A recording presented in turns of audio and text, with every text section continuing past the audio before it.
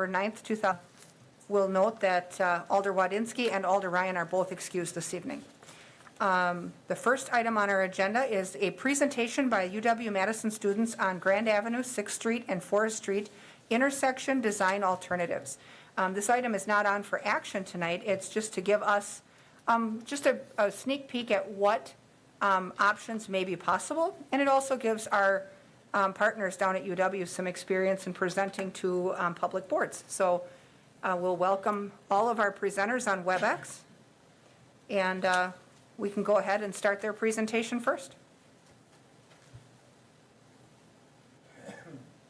Okay, I hope you guys can all hear me, but we are Concentric Engineering consultants, and we have been working on the redesign for the Grand Avenue and Forest Street intersection for Marathon County and the city of Wausau as part of our senior capstone design class at the University of Wisconsin-Madison for civil engineering.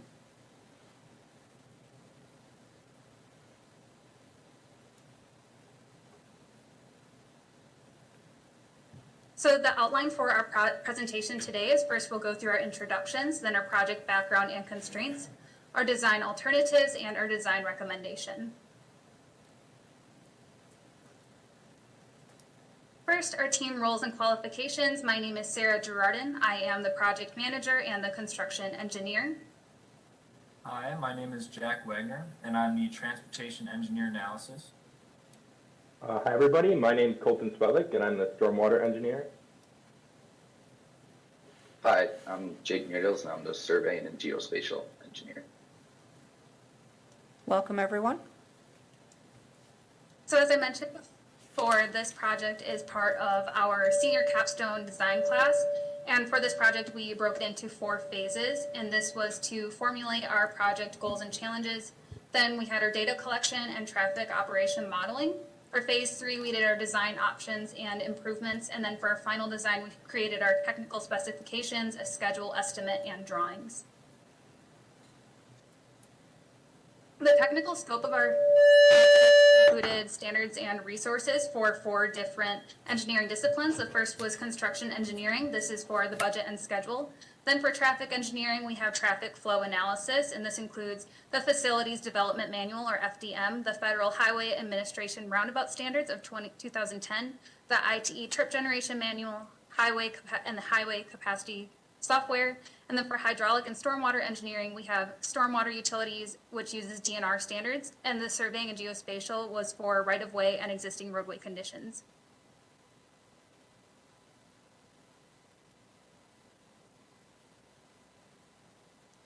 Our project is actually part of the re-envisioned street network surrounding the Wausau Center. So the picture on the left shows the existing street network, and you can see that there are a lot of existing one-way streets. On the right, this picture shows the preferred street network, which has a lot more of the two-way streets. The southernmost street here is Forest Street, which is currently a one-way street heading east, but we'll be transitioning for the preferred street network into a two-way street, and this impacts our intersection, which is in the southeast corner. This leads us into our first project goal, which is to provide westbound access to Forest Street. We also want to simplify operations at this intersection, as well as distribute traffic well, reduce speeding, improve visibility for all users, as well as create a gateway entrance to the downtown area of Wausau, Wisconsin. Next, we'll look at some existing conditions of the intersection. So in the current configuration, there is free flow movement from southbound to northbound on North 6th Street. There is also stop control on eastbound Forest Street, intersecting North 6th Street. Multiple crosswalks are placed throughout this intersection, and the speed limit is 25 miles per hour. We had a chance to see these existing conditions in action when we went and met with the Marathon County Transportation Planner and the Wausau City Engineer.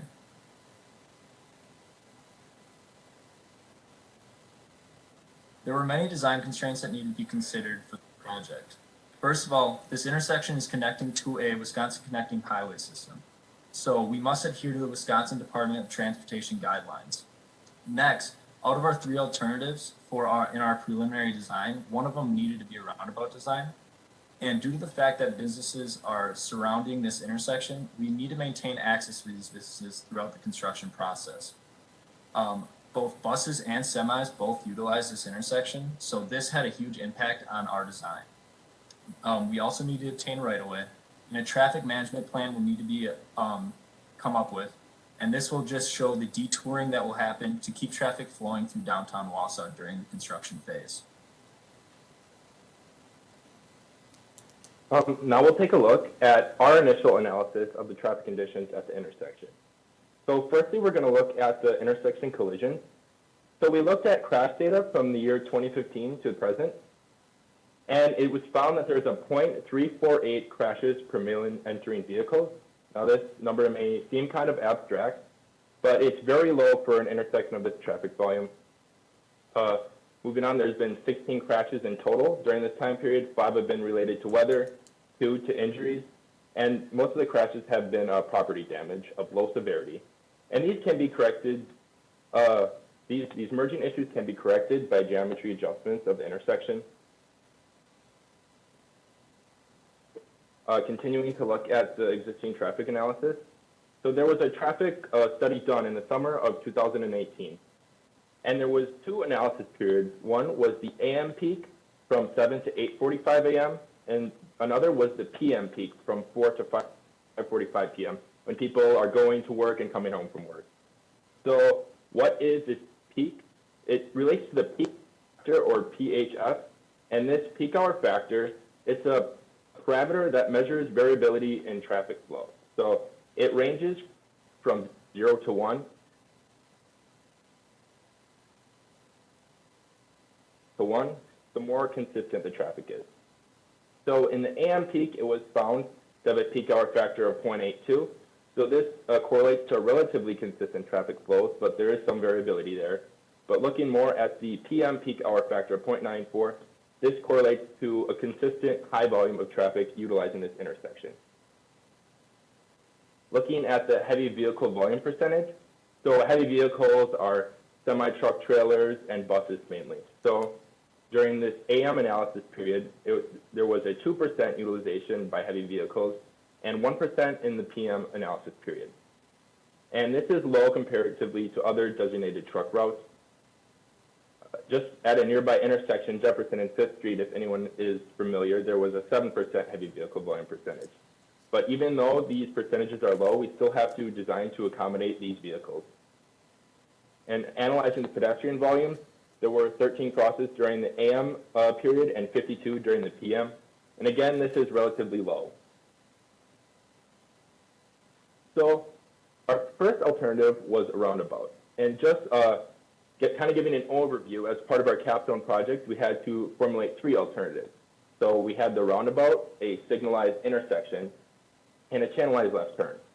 And the channelized left turn was our low impact alternative, which utilized the existing geometry of the intersection, but just with a minor adjustment of adding a lane. Looking at the roundabout, we can look at some pros and cons of adding a roundabout at this intersection. So it promotes continuity of traffic. And this is due to the yield requirement at a roundabout rather than a stop sign or a stoplight. So vehicles can continually utilize this intersection. There's also a control of speeding. So as you may know, many of you may have used roundabouts before. So as you're entering, there's a deflection. So you have to navigate to the right. And this causes vehicle slowing. So this helps control speeding as well as cause increased safety for bikers and pedestrians that may be crossing the crosswalk.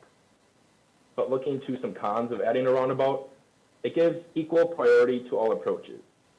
So what this means is if you're on an approach to an intersection that has a relatively high volume and another intersection is already entering the roadway with typically high volumes, you may not be able to get a gap to enter that roundabout, and that can cause a buildup of traffic in your approach. So that's one potential con of a roundabout, and that can lead to significant vehicle queuing or buildup of cars waiting to enter the roundabout. There's also a necessity for a purchase of additional right-of-way. In our analysis, using federal highway standards, found that to safely implement a roundabout with the correct parameters, that we would need to purchase additional right-of-way, and this would most likely come from the southwest corner. There's also no continuation of westbound 4th Street across the intersection. This is again relating to those design standards that we followed, that the turning radiuses were not able to be safely implemented there, so that is why that parameter is in place. And actual dimensions of the roundabout, so would have an inscribed diameter of 150 feet, and the inscribed diameter is typically just the width of the roundabout. The central island diameter, so the central island, the one that's typically landscaped with grass and bushes and flowers, will have a diameter of 94 feet or a width of 94 feet. The angle of entry will be 30 degrees, and this is typically the standard for roundabouts. As this is the deflection that you experience when you're entering the roundabout, it allows adequate flowing of vehicles, but also adequate vision for drivers so that they can see vehicles in the roundabout. There would be a truck apron with a width of 10 feet, and with the width of the central island we have now, if the heavy vehicle volume percentage would increase at the roundabout in the future, this truck apron would also be able to be expanded to accommodate them. There would also be lane widths of 12 feet and variable splitter island lengths. Now looking at the traffic control at this roundabout, so talking about the pavement markings and signage, there would be yield signage as well as roundabout warning signage and pavement markings that would mark the available movements as you approach the intersection. Talking about pedestrian and bicycle access, there will be crosswalks implemented on the splitter islands in the middle to allow safe haven for pedestrians crossing the road. And bikes in this particular layout would be promoted to utilize the sidewalk, as a bike lane in this intersection would not necessarily be safe. And this relates to the through lanes or bypass lanes that we would be adding. So if you look at eastbound 4th Street, there's a bypass lane, so they will be bypassing the roundabout essentially. And also on North Grand Avenue, they would be bypassing the roundabout, and the addition of bike lanes would cause safety hazards for bicyclists.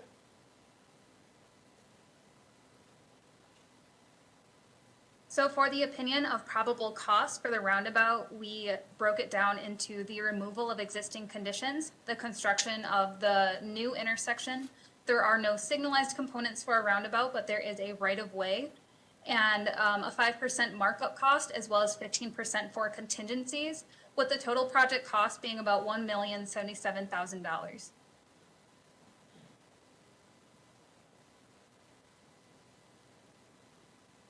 Then for the schedule, the acquisition of right-of-way would take between 9 months and a year. We put it down as taking about a year, starting in January of 2022, going into January of 2023. At the same time, the bid process can be starting in November of 2022 into December of 2022, lasting about 7 weeks. The mobilization would be about 3 weeks in January of 2023, with construction lasting 25 weeks in January 2023 into July of 2023. So for this project, community involvement was very important to us. Because this intersection is located right in downtown Wausau, a large majority of the community will be utilizing this intersection. So to begin, we were able to view the intersection in a preliminary project kickoff meeting. Here we were able to see how the community used the intersection, and it gave us an idea on future needs of the intersection. Also, there was a survey done by Capital Improvement, and most of the respondents were in favor of a roundabout alternative compared to what's there right now. However, a small majority of the respondents were not in favor of the roundabout option. Lastly, in any excess right-of-way that comes up after construction, we would like to turn this into green space that could be utilized by the community, and it would also beautify the area.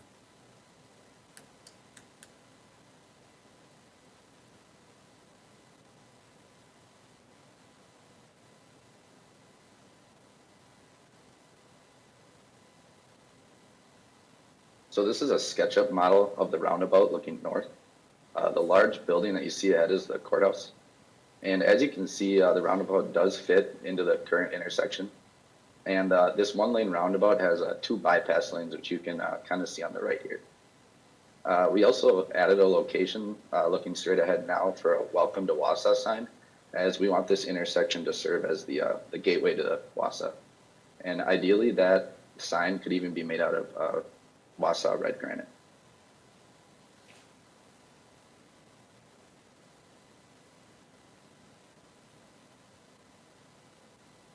And with that, we would like to thank you for inviting us to present at your meeting today and for the opportunity to share a project with you.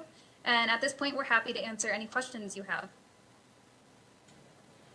Committee members, any questions for our presenters? Okay. I have just one, just for the sake of practice in all of these things.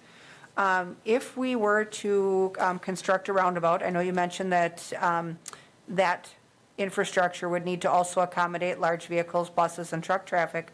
Would we be confident in that scenario that that infrastructure would also accommodate the size of the largest emergency apparatus the city owns? Or was that taken into account at all? Because this is just a few blocks from the central fire station. Take that question. So we designed this roundabout with the, it's called WB67. So what that,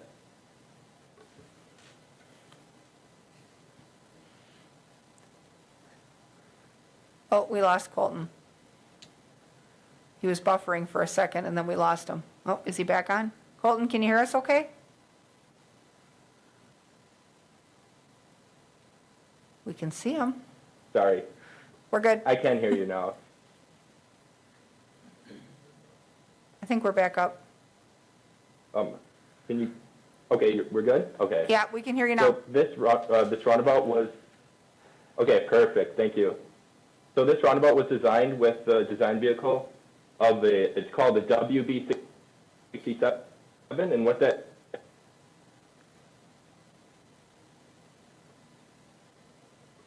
software that predicted the turning radiuses of the vehicles. So as long as those vehicles 7 feet,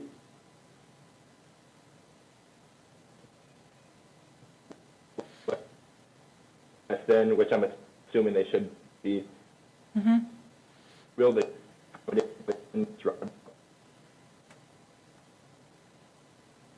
Okay. I think Colton was cutting out a little bit, so I'll try to explain a He little was. bit. I think what I got from that, though, is that we would accommodate a width of up to 7 feet. Is that clear? Is that correct? Did the end of my answer? I think I can clarify. Can you hear me? We can. So we used a design vehicle that I believe was 67 feet long, which was for a trailer, like a semi-trailer. We assume this would be much larger than any kind of emergency vehicle that would be used. So a emergency vehicle should be able to fit into this roundabout with the design that we used. Does that Okay. answer your question? It does. Thank you. Anyone else have questions? Go ahead, Eric. Yeah, hi, thanks for the presentation. It's appreciated in the work that you put into this. I had one question. You said the approaches to the roundabout were at about 30 degrees. The design guidelines, what are the variants that we could use, you know? Could that be shallow? Could that be less than 30 degrees or more than 30 degrees? And is 30 degrees kind of that angle that you felt was the best option for the area?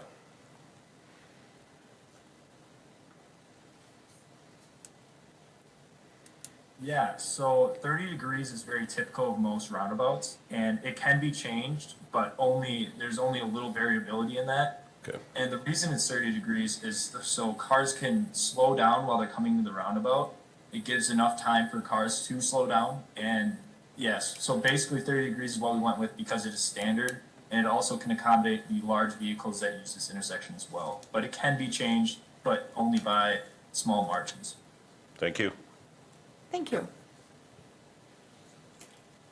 Anyone else? Okay, seeing no questions then, we'll conclude the presentation. Thank you all for attending today. Very good job. Thank you. Thank you. Thank you very Thank you. much. Thank you. Item number 2 on our agenda is the presentation and discussion of the director's report. We'll hand it over to Eric. Yeah, so I tried to highlight in a couple different sections from environmental work to construction projects to general operations, if any of the committee members have any specific questions about ongoing items. Anybody have questions on the report? If not, we'll place Eric's report on file. Thank you for that. Item number 3 is the consent agenda. We have 3 items on it. The first one is the approval of minutes from our 11/11/21 meeting, action on a preliminary resolution for 2022 street construction projects, and action on a preliminary resolution for 2022 alley paving projects. Anybody want to consider any of that separately? If not, is there a motion to approve the consent agenda? Motion by Neal, is there a second? Second by Larson. Discussion? Seeing none, members in favor signify by saying aye. Aye. Aye, opposed? None are opposed. All of those items are approved. Item number 4 is discussion and possible action on no parking on the south side of Strobridge Street from First Avenue to Second Avenue. This is actually in my area. You'll recall a couple years ago, we had addressed the block that's to the east of this because it was very difficult to remove snow based on parking. We have a similar problem in the next block between First and Second.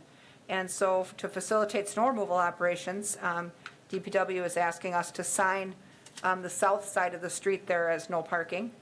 And that is across the street from some apartment buildings that are up the road there. And so it should have minimal disruption to residents, but it would be very, very helpful for snow removal. Anything else you guys have on that parking? I would just add a note that, the width of the roadway there is quite narrow, from somewhere around 21 feet to 25 feet. So it's, would highly recommend Yep. moving this forward. Yep, and is this one year-round, or is this winter only? Because I know some of the other ones we've done November to April only. Do we have this problem? So we want seasonal? Seasonal. They're nodding. Okay, so this really is only a problem with snow removal. So then in the summer, they can park there, if that works. So do we have a motion to approve the no parking restriction in this area from November 1st to April 1st? Motion by Larson, is there a second? Second by Neal. Questions or discussion? Seeing none, members in favor signify by saying aye. Aye. Aye, opposed? None are opposed, that motion carries. Item number 5 is discussion and possible action on parking restrictions in the 600 block of Fulton Street. And we'll turn it over to Cord. Thank you. This is mostly housekeeping. I think the current situation, or the current posting as described in the staff report, includes no parking this side of street on the north side of the 600 block of Fulton Street.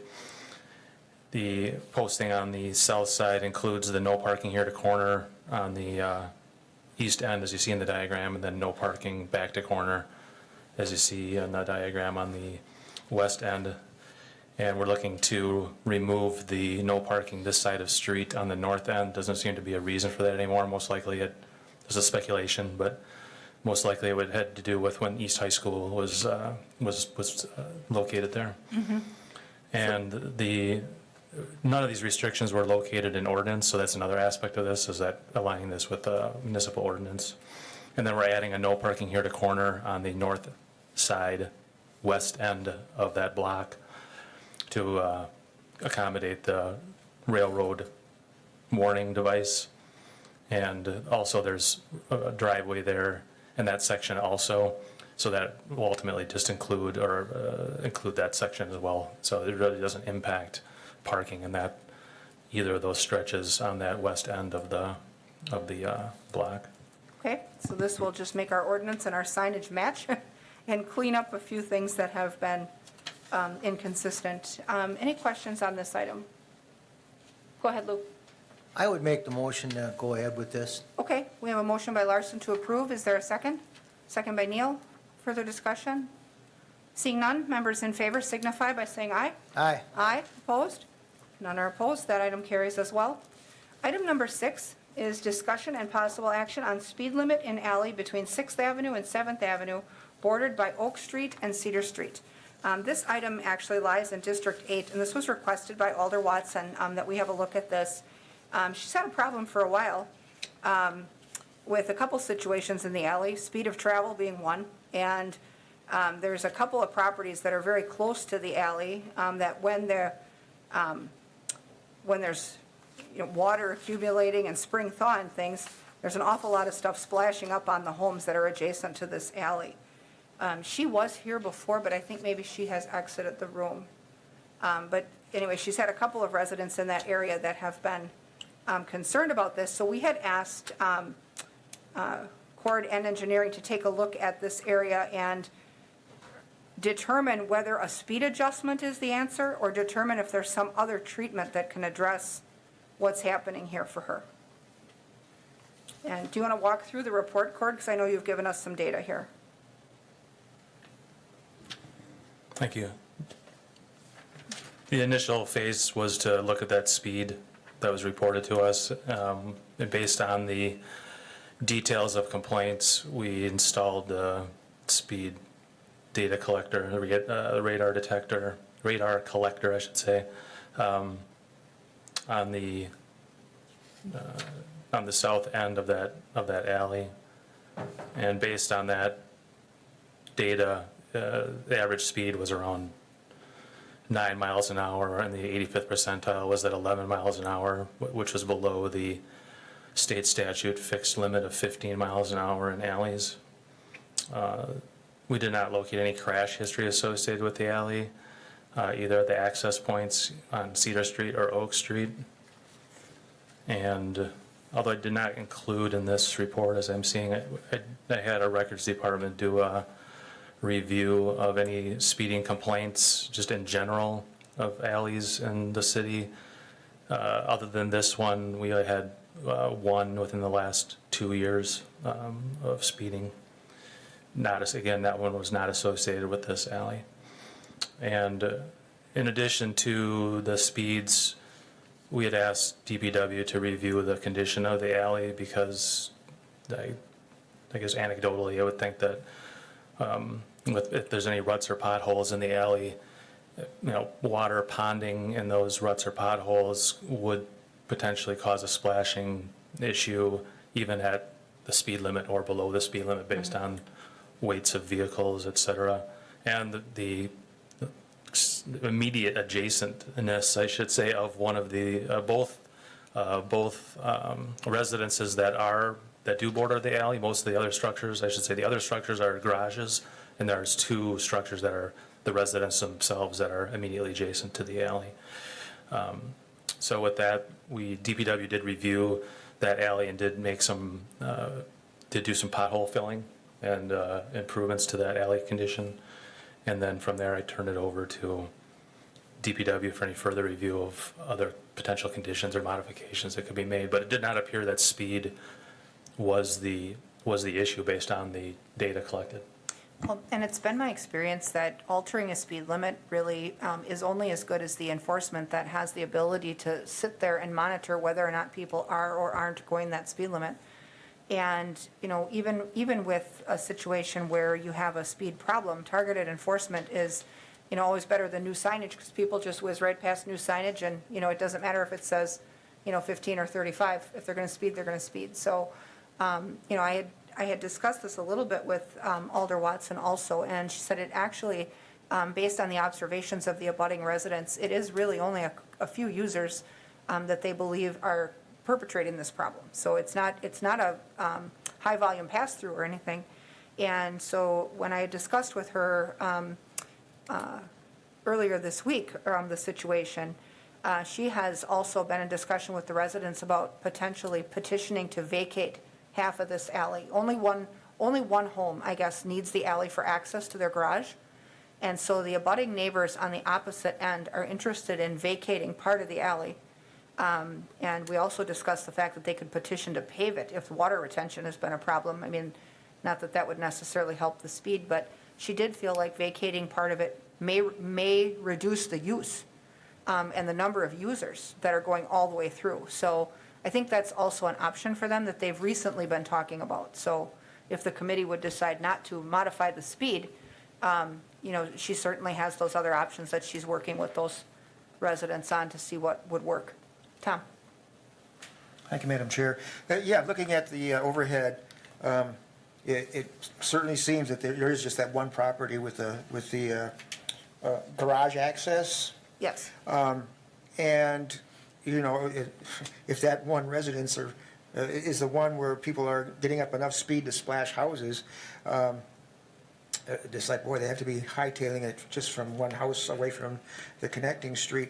So I thought, you know, one of two things, you know, cutting that alley in half to you know, stop it being a thoroughfare, you know, and then if there is anybody further along that is just habitually using it as their thoroughfare for whatever reason, rather than streets, you know, that would take care of that. So those residents, you know, in the upper half there could certainly petition to vacate, maybe right up to the property line of the one residence with the garage. With the need, yeah. Yeah. That was kind of the direction they were heading when I talked with her earlier this week. So, you know, obviously, they could certainly pursue that, and the alley vacation petition would come to us here. I told her if that is what they decide to do, we'd be happy to consider it. So, any additional discussion? Go ahead, Thank Lou. you, Madam Chair. Go ahead. I wouldn't, you know, if the residents wanted to vacate it, would the residents then be responsible for, say, putting up some sort of barricade so the alley wouldn't be used once it's vacated? And my second question would be, you know, if you wanted to keep the alley, would there be could you put a speed bump somewhere in there to slow traffic down? Thank you. Two good questions. I guess if the alley is vacated and each abutting property owner gets a half of it, how do you close the opening so that cars don't continue to go in it? Is it signed? Is the curb cut taken away? How does that get taken care of, I guess?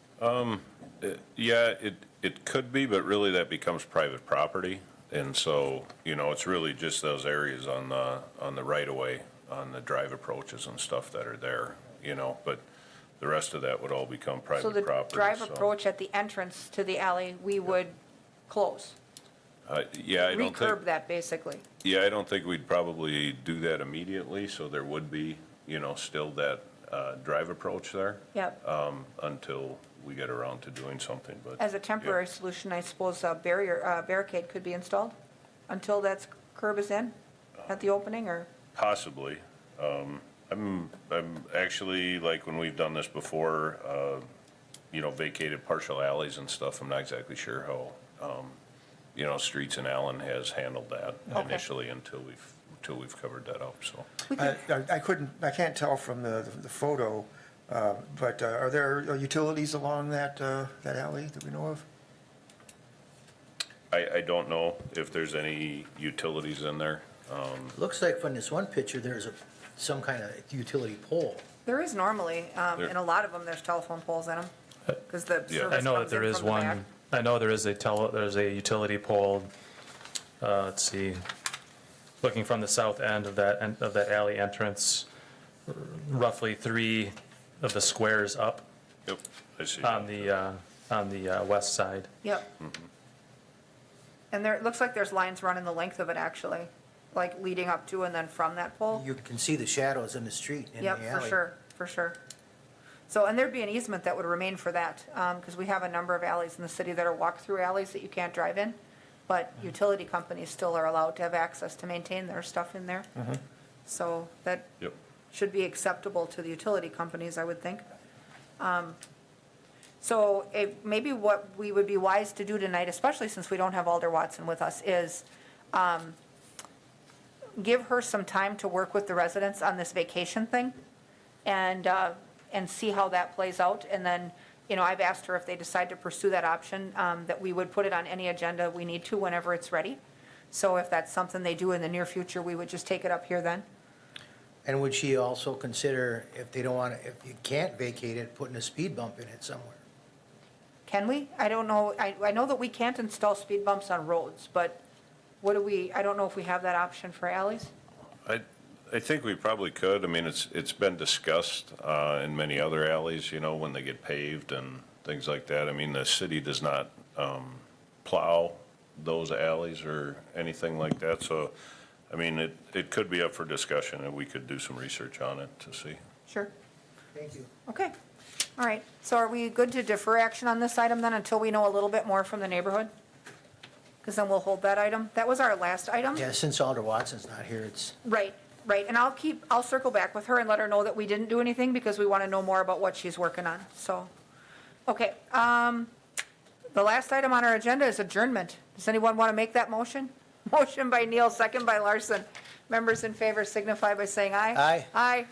Opposed? Nobody. All right, we'll stand adjourned then. Thanks, everyone.